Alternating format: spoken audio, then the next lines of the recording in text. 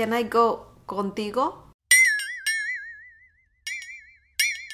Hi everyone, the word of the day is contigo. Contigo. This means with you. It literally means with you.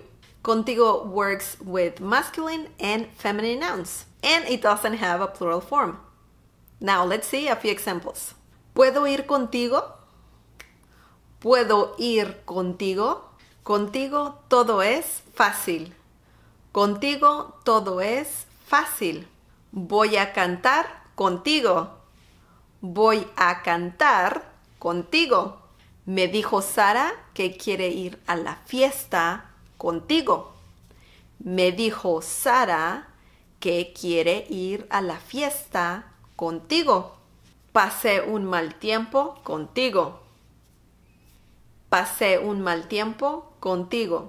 Okay, that was the word of the day. I hope you liked this video. Don't forget to leave me more examples down below using the word contigo. Don't forget to subscribe and also click on the bell icon so you can get notified every time I upload a new video. Support this channel by sharing this video with your friends and by keeping the thumbs up. Okay, I'll see you next time. Bye!